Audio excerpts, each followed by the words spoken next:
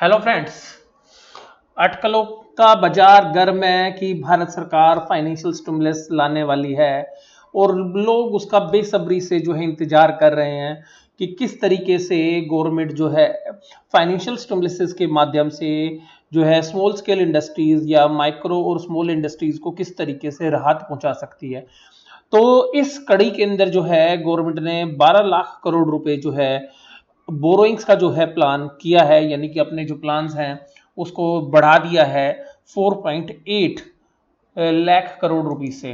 तो देखिएगा, center to borrow 12 lakh crore in financial year 21-10 की क्वेश्चन आंसर्ड। तो देखिएगा, सीधी सी बात यह है, तो बहुत सारे लोगों के मन में जो सवाल आ रहे हैं इससे संबंधित कि ये गवर्नमेंट पैसा क्यों रेज कर रही है, क्या गवर्नमेंट फाइनेंशियल स्टिमुलस लाने वाली है, क्या गवर्नमेंट के पास कोई तंगी है या गवर्नमेंट को अपने खर्चे जो है मैनेज करने हैं। तो आइएगा इस पूरी स्टोरी के अंदर जो है हम ये मनी कंट्रोल के जो आर्टिकल है उसका हम एनालिसिस करते हैं और यहाँ पर आपको सारी बात समझने में आसान भी लगेगी। तो देखिए, गवर्नमेंट ने जो है मई 8 को जो है अपने जो एस्टिमेट्स हैं वो बदल दिए हैं। बोरोइंग्स के जो 7.8 लाख करोड़ थे उससे बढ़ाकर जो है 12 लाख करोड़ रुपए जो है करने का प्लान किया है, यानी कि गवर्नमेंट जो है एक एक्स्ट्रा पैसा जो है रेज करने जा रही है। और ये जो पैसा रेज करने जा रही है, the government on May 8 said it raise the estimated gross market borrowing to 12 lakh crore rupees. अब ये जो 12 लाख करोड़ रुपीस जो इकट्ठा करने की बात सरकार कर रही है, ये पुराने जो एस्टिमेट्स हैं उनसे ज़्यादा है। अब ये जो पैसा है from 7.8 lakh crore as per the budget estimate, तो आप ये देखिएगा 4.2 लाख करोड़ रुपीस जो है ज़्यादा रेज कर रही है government. This is unusually higher increase in annual borrowings. तो देखिएगा, सबसे पहली बात इस बात को समझिएगा कि गवर्नमेंट के पास ये बोरोइंग्स क्यों करनी पड़ती हैं। देखिए, गवर्नमेंट्स के पास जो सबसे पहला पैसा होता है वो होता है टैक्स रेवेन्यूज के माध्यम से। तो गवर्नमेंट टैक्स रेवेन्यूज से पैसा लेती है जिसमें जीएसटी, इनकम टैक्स, एक्साइज है। तो इस तरीके के जो टैक्सेस हैं वो गवर्नमेंट जो है रिकवर करती है। इसके अलावा एक और मेजर सोर्स है डिसइन्वेस्टमेंट। तो डिसइन्वेस्टमेंट में क्या है कि सरकार अपनी कंपनी को बेचती है और वहां से जो है पैसा लेके आती है। तो जो गवर्नमेंट की प्रॉपर्टीज है उनको बेच के पैसा वो इकट्ठा करती है। तो ये दो सोर्स के अलावा जो तीसरा सोर्स है वो है डेट। तो अब देखिएगा यहाँ पर कि ये जो गवर्नमेंट की बोरोइंग्स हैं ये किस लिए की जाती हैं। तो देखिएगा, आप लोग सब लोग जानते हैं कि गवर्नमेंट को जो हेल्थ देखनी होती है, एजुकेशन देखना होता है, defence services, infrastructure expansion and so on. तो गवर्नमेंट इन कामों के लिए जो है बोरोइंग्स करती है। अब ये जो बोरोइंग्स हैं या ये जो इनकम्स हैं, टैक्स रेवेन्यूज या डिसइन्वेस्टमेंट, इन पर्पजेज के लिए गवर्नमेंट खर्च करती है। अगर अब ये पैसा नहीं होगा तो गवर्नमेंट क्या करेगी। तो अब इसके पीछे है कि is the market borrowing the only way to raise funds. क्या जरूरत पड़ गई थी सरकार को कि ये अपना रेज करने का जो है प्लान उनको बढ़ाना पड़ा।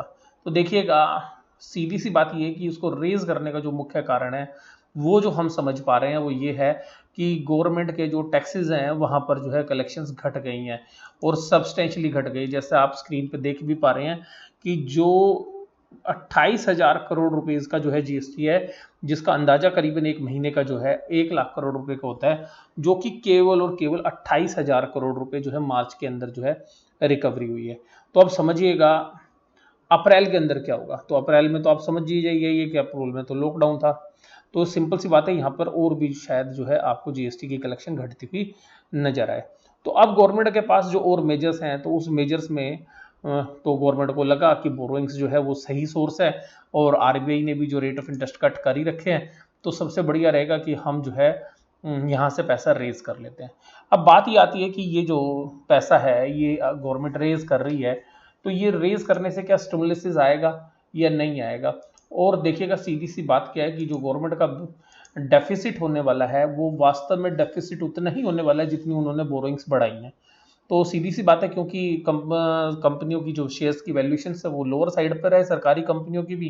तो जो है डिसइन्वेस्टमेंट में है, रिकवरी में, या स्टॉक मार्केट जो है जिस तरीके के माहौल में भी है, तो दोनों जो सरकमस्टांसेस हैं वो ये कह रहे हैं कि गवर्नमेंट शायद डिसइन्वेस्टमेंट का जो अपना फैसला है वो टाल दे। और बीपीसीएल और एयर इंडिया जो कि लाइन में लगे हुए थे, तो वहां पर भी जो है एक सूटेबल बायर जो है सरकार को नहीं मिल रहा है रीजनेबल प्राइस पे। तो सिंपल सी बात है, तो गवर्नमेंट के पास जो जरिया था वो यही था कि वो अपने बोरोइंग्स प्लान को जो है रिवाइज करे और वो अपनी जो बोरोइंग्स है जो उधारी है उसको जो है बढ़ा दे। तो अब ये जो बढ़ाएगी तो ये जनरली दो सोर्स होते हैं। तो जनरली यहाँ पर जो अब सोर्स है या तो आरबीआई के थ्रू या कमर्शियल बैंक्स के थ्रू। तो मार्केट के जो पार्टिसिपेंट्स हैं उनका मानना है कि यहाँ पे जो गवर्नमेंट है वो वास्तव में कमर्शियल बैंक्स के थ्रू, यानी कि कमर्शियल बैंक्स के थ्रू जो है ये पैसा जो है रेज करेगी। और कमर्शियल बैंक आज इस पोजीशन में भी है कि जो उनके पास डिपॉजिट्स हैं वो तो बरकरार हैं, जो पुराने लोगों के जो डिपॉजिट्स पड़े हुए हैं, लेकिन लोन किसी को वो दे नहीं पा रहे हैं।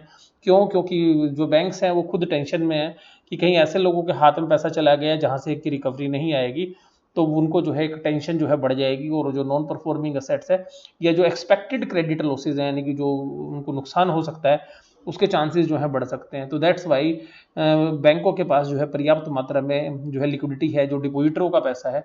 तो हो सकता है कि ऐसे माहौल के अंदर जो है गवर्नमेंट को लगता है कि लिक्विडिटी बाजार के अंदर बैंकों के पास पर्याप्त मात्रा में है, तो बैंक जो है उसको पार्क कर सकते हैं, और आरबीआई जो है अभी सस्ते रेट पर जो है उनको पैसा उपलब्ध करा रहा है। तो जिसकी वजह से हमें ऐसा लगता है कि गवर्नमेंट जो है इस मेजर को जो है उठाएगी। और देखिएगा अभी यहाँ पे जो 10 ईयर्स का जो गवर्नमेंट सिक्योरिटीज़ का जो यील्ड है वो करीबन 6% के आसपास चल रहा है, यानी कि 6% पे पैसा गवर्नमेंट को उठाने में ज़्यादा दिक्कत नहीं है। लेकिन क्योंकि गवर्नमेंट ये डिमांड करेगी तो ये थोड़ा सा राइज भी कर सकता है। 10 साल वाले अगर बॉन्ड के थ्रू पैसा उठाएगी तो ये मान के चलिएगा कि अगर 6.2 तक जो है नॉर्मली हो जाना चाहिए, और अगर थोड़ा सा और अगर जो है मूव अप 6.5 तक भी हो सकता है। तो आप ये मान के चलिएगा कि 6.5 6.2 से लेकर 6.5% तक जो है बॉन्ड की जो यील्ड्स हैं वो रेट जो है बढ़ जाएंगे। तो जो वास्तव में बैंकों के पास एक्स्ट्रा लिक्विडिटी पड़ी हुई थी उनको ये ऑब्जर्व कर लेंगे, लेकिन बैंक जो है इस रेट में जो है प्रॉफिटेबिलिटी मैनेज नहीं कर पाते, क्योंकि अगर अगर आप 4% पे पैसा लेके अगर 6.5% पे पैसा दोगे तो बैंकों को कुछ ज़्यादा बचता नहीं है। तो रीज़न ये, बट जो है टेम्परेली क्या है यहाँ पर फेस जो है बैंक जो है प्रॉब्लम फेस कर रहे हैं, क्योंकि कस्टमर है नहीं और लोन देंगे तो जो है एनपीए हो सकता है। तो यहाँ पर इस कड़ी के अंदर जो है अब जो अगला सवाल जो हमारे पास आ रहा है कि क्या गवर्नमेंट फाइनेंशियल स्टिमुलस ला सकती है। तो देखिएगा कि गवर्नमेंट के जो रेवेन्यू के सोर्सेज हैं वो घट गए हैं, क्योंकि ना तो उनको जीएसटी मिल रहा है और ना बाकी जो टैक्सेस हैं वो कलेक्ट हो रहे हैं, और इनकम टैक्स की रिकवरी भी जो है कम होगी, क्योंकि अगर इकोनॉमिक एक्टिविटीज़ की अगर आप बात करें तो वो लोअर साइड के ऊपर जो है नज़र आ रही है। तो अब सीधा सा मतलब ये है कि क्या फाइनेंशियल स्टिमुलस आएगा। तो जो एक्सपर्ट्स हैं वो क्या सोचते हैं, क्या राय रखते हैं, वो मैं आपके साथ जो है बात करूंगा। तो देखिएगा, yes but for now this extra boring is mainly aimed at covering the likely revenue losses. जो मैंने भी आपके साथ बात की कि लाइकली रेवेन्यू लॉसेस, यानी कि जो टैक्स के रूप में इनकम आनी थी या जो वो डिसइन्वेस्टमेंट के थ्रू पैसा आना था वो जो है कम आ रहा है। To reboot the stringent economy, the government will have to borrow more or find other ways। तो गवर्नमेंट को जो है नए तरीके जो है ढूंढने पड़ रहे हैं। The reason why the government has delayed the announcement of fiscal stimulus. और देखिएगा यहाँ पे रिपोर्ट में जो लिखा हुआ है वो क्या लिखा हुआ है कि फिस्कल जो स्टिमुलस है उसको डिले कर रही है government, despite wide spread demand for the industry. Industry बहुत दब के डिमांड कर रही है जी हमारे को रिलीफ दो रिलीफ दो, is because it doesn't have enough funds in the exchequer. लेकिन जो गवर्नमेंट है उसके पास जो है पर्याप्त मात्रा में जो है क्या नहीं है, लिक्विडिटी नहीं है, फंड्स नहीं है। तो सीधी सी बात है, तो गवर्नमेंट जो है वो ऐसी जगह पर जो है घिरी हुई है जहाँ पर कि वो शायद हेल्प करने की पोजीशन में नहीं है, और लॉकडाउन की जो प्रॉब्लम है ये और जो है उसको सीवियर करती जा रही है। और अब बहुत लोगों का ये मानना है कि क्योंकि गवर्नमेंट जब बॉन्ड्स जो है इस तरीके से बोरोइंग्स करती है तो जनरली इन्फ्लेशन के रेट बढ़ जाते हैं। तो क्या इन्फ्लेशन ऊपर की तरफ जाएंगे, क्योंकि बॉन्ड्स के रेट तो ऊपर की तरफ जाएंगे, क्योंकि आप ये समझिएगा कि गवर्नमेंट जो डिमांड कर रही है, पैसा उधार मांग रही है, तो जो है डिमांड अगर बढ़ेगी तो अल्टीमेटली जो है रेट ऑफ इंटरेस्ट जो है बढ़ेंगे, तो लेकिन वो इतने सब्सटेंशली नहीं बढ़ेंगे। तो जनरली उसका जो इम्पैक्ट आता है वो इन्फ्लेशन के ऊपर भी आता है। लेकिन अब इस तरीके की सिचुएशन है इंडिया के अंदर कि मुझे पर्सनली भी ऐसा लगता है, और रिपोर्ट भी यही कह रही है कि जो इन्फ्लेशन है वो बढ़ती हुई नजर नहीं आएगी।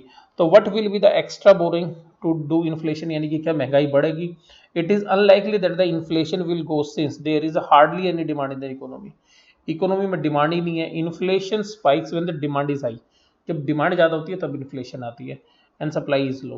केवल डिमांड फंड की हो रही है, गुड्स की या सर्विसेज की नहीं हो रही है, और सप्लाई कम है नहीं, तो माल सबके पास पड़ा हुआ है। In a lockdown economy where is the demand, demand है ही नहीं, hence there is no question of inflation moving up because of this extra borrowings. तो अगर सरकार ये एक्स्ट्रा बोरिंग्स भी करती हैं तो ऐसी उम्मीद जताई जा रही है कि इन्फ्लेशन जो है बाजार में नहीं बढ़ेगी। लेकिन अब देखिएगा, हम बात करते हैं कि अपना फाइनेंशियल स्टिमुलस आएगा या नहीं आएगा। तो देखिएगा इन बोरिंग्स के ऊपर तो फाइनेंशियल स्टिमुलस जो है हमें नहीं लग रहा। एक अगर जो है दूसरी रिपोर्ट अगर मैं आपके साथ शेयर करूं तो वहां पर भी जो है जो बॉन्ड मार्केट के ऊपर इसके इम्पैक्ट की बात करें, the RBI sports yield on government bond stay 6% फॉर 10-year bonds without RBI sports yield can raises to 6.5% और 7%। अगर देखिएगा अगर आरबीआई इन पेपर को खरीद लेती है तो बात अलग है, जो गवर्नमेंट के पेपर्स हैं। अगर कमर्शियल बैंक्स के थ्रू अगर फाइनेंसिंग होगी तो वो बता रहे हैं ये रिपोर्ट भी कि 6.5% तक के या 7% तक के रेट ऑफ इंटरेस्ट हो सकते हैं अगर कमर्शियल बैंक्स के थ्रू करोगे तो। अगर आरबीआई हेल्प करता है तो कोई प्रॉब्लम नहीं होगी। अब बात होती है कि क्या कंज्यूमर के ऊपर क्या फर्क पड़ेगा, क्या कंज्यूमर के रेट ऑफ इंटरेस्ट पे कोई चेंज होगा। Don't expect steep fall in home loans and other rates provided you have courage to take a home loan, but if you have secure government job. तो आप loan कब लोगे, जब आपके पास security होगी। तो प्राइवेट सेक्टर का व्यक्ति तो मुझे नहीं लगता कि कोई होम लोन लेने के बारे में सोच रहा होगा। It is good time to take a home loan, pensioner could hurt if inflation rise going forward. कह रहा पेंशनर को जो है नेट इनकम जो है उनको कम मिलेगी अगर जो है रेट ऑफ इन्फ्लेशन बढ़ते हैं तो। और रीज़न बड़ा सिंपल है कि गवर्नमेंट ने जो डीए की जो इंक्रीज थे पेंशनर्स के लिए भी और जो गवर्नमेंट एम्प्लॉयज़ के लिए उनको डेफर कर दिया है। ये जो है खबर पुरानी है, ये आप लोगों को पहले भी पता होगा। अब बात आती है कि जो स्टॉक मार्केट है वो क्या सोचती है। तो देखिएगा स्टॉक मार्केट से संबंधित ये जो खबर है ये मैं आपके साथ शेयर कर रहा हूँ। स्टॉक में सल्क as an extra 4.2 lakh crore, जो 4.2 लाख करोड़ रुपए mark just about making up the tax shortfalls. जो मैं अभी आपके साथ दूसरी रिपोर्ट में भी पढ़ रहा था कि केवल और केवल जो गवर्नमेंट के रेवेन्यू लॉसेज हैं, यानी कि जहां से उसको इनकम होती है वो इनकम का शॉर्टफॉल को पूरा कर रही है। The boring figure does not pencil in any stimulus, और इससे कोई भी स्टिमुलस का जो है चांसेस नहीं लग रहे, which the market is ईगरली looking forward. और मार्केट जो है बेसब्री से जिस चीज़ का इंतजार कर रही है शायद वो पूरी होने वाली नहीं है। स्टिमुलस पैकेज से संबंधित कोई और न्यूज़ फ्लो होगा तो उसके ऊपर भी जो है मैं वीडियो आपके साथ शेयर करूंगा। मैं इसका 5 मिनट जो है आपको एनालिसिस करने की कोशिश करूंगा आपके साथ कि देखिएगा गवर्नमेंट इस हालत में नहीं है कि स्टिमुलस ला सके। तो अभी जो है स्टिमुलस के चांसेस नहीं है। अगर मान लीजिएगा स्टिमुलस आता भी है तो देखिएगा कि गवर्नमेंट इस बात को समझ चुकी है कि शायद लॉकडाउन जो है एक्सटेंड करना पड़े। अगर लॉकडाउन भी एक्सटेंड नहीं करना पड़ा तो अगर रिलीफ भी दे दी जाएंगी तब भी जो जो बिलो पॉवर्टी लाइन जो लोग हैं उनके खाने पीने और उनके स्वास्थ्य का जो इंतजाम है उसको सरकार को करना पड़ेगा। तो सरकार जो है एक एक्स्ट्रा प्रोविजन शायद बना के चलेगी। और स्टिमुलस पैकेज के अंदर मुझे ऐसा लगता है क्योंकि जो सरकार का अगर रवैया देखें तो ये केवल और केवल जो है गरीब लोगों की हेल्प करने के लिए जो है तैयार है, और इंडस्ट्री की ज़्यादा परवाह जो है ये गवर्नमेंट पास्ट में भी जो है करती हुई नज़र नहीं आई है। तो मुझे पर्सनली भी ऐसा लगता है कि क्योंकि अगर गवर्नमेंट के पास फंड्स आएंगे भी तो इंडिया की बहुत बड़ी जो पॉपुलेशन है वो उसके लिए जो खाने का संकट है, रहने का संकट है, वो जो है उसको दूर करना जो है सरकार के लिए पहली प्राथमिकता होगी। और मुझे ऐसा लगता है कि फाइनेंशियल स्टिमुलस में जो है शायद ज़्यादा कुछ बड़ा होगा नहीं। हालांकि हम अगर दूसरी भाषा में बोले तो सरकार जो है स्टिमुलस का जो है झुंझुना जो है हम लोगों के हाथ में दे देगी। और मुझे पर्सनली भी ऐसा लगता है कि जब स्टिमुलस पैकेज आएगा तो उसकी इंतजार में जो है मार्केट्स जो है थोड़ा ऊपर जो है बनी रहेंगी। और जब जैसे स्टिमुलस पैकेज आएगा तो जो बड़े इन्वेस्टर्स हैं वो शायद प्रॉफिट बुकिंग करते हुए नजर आए। और देखिएगा यहाँ पर एक बात और बोलनी चाहिए, वो सबसे खास बात ये कि इंडिया जो है यूएस नहीं है। यूएस के अंदर जो इकोनॉमी है या जिस तरीके की कंट्री है वो विकसित देश है और हम जो है एक विकासशील देश है। तो सिंपल सी बात है, जो विकसित देश है और उनके पास जिस तरीके के संसाधन है, रिसोर्सेज है, जो जितना फिजिकल उनके पास है उस तरीके की सुविधाएं हमारे जैसी जो एक विकासशील कंट्री है आज की डेट में, तो हम इसको अल्प विकसित भी नहीं बोल सकते क्योंकि अब जिस तरीके के हालात हमें लग रहे हैं तो मैं इसको विकासशील ही बोलूँगा, अल्प विकसित नहीं बोलूँगा।